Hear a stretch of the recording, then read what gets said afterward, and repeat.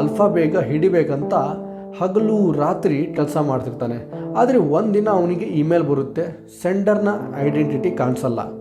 Mostly alpha ಒಟ್ಟು ಇಲ್ಲೇ ಎಡವಿರಬೇಕು ಅನಿಸುತ್ತೆ.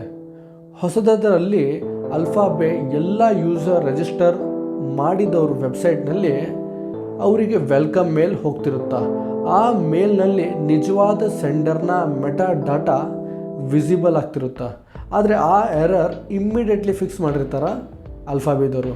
ಆದರೆ ಆ ಫಸ್ಟ್ ವೆಲ್ಕಮ್ ಮೇಲ್ ಒಬ್ಬನ ಅನಾನಿಮಸ್ ಪರ್ಸನ್ ಸೇವ್ ಮಾಡಿರ್ತಾನೆ.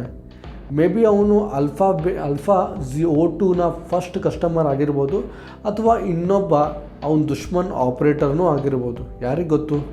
ಆದರೆ ಅವನು ಡಾರ್ಕ್ ವೆಬ್ನಲ್ಲಿ ಅಲ್ಫಾ ಬೇನ ಗ್ರೋತ್ ಸೈಲೆಂಟಾಗಿ ನೋಡ್ತಿದ್ದ ಅನಿಸುತ್ತೆ. ಅದಕ್ಕೆ ಮೋಸ್ಟ್ಲಿ ಆ ಮೇಲ್ DEಗೆ ಕೊಟ್ಟಿರ್ಬೋದು. ಆ ಇಮೇಲ್ ID ಯಾವುದಂದರೆ pimp_alex_91@hotmail.com. ಒಂಥರ ಬ್ರೇಕ್ ಥ್ರೂ ಆಯಿತು ಮಿಲ್ಲರ್ನ ಕೇಸ್ಗೆ. ಸೊ ಪೊಲೀಸರಿಗೆ ಅವನದು 2008-2009 ಅಲೆಕ್ಸ್ನ ಫೋಟೋಗಳು skyrock.com ಅಲ್ಲಿ ಸಿಕ್ತು.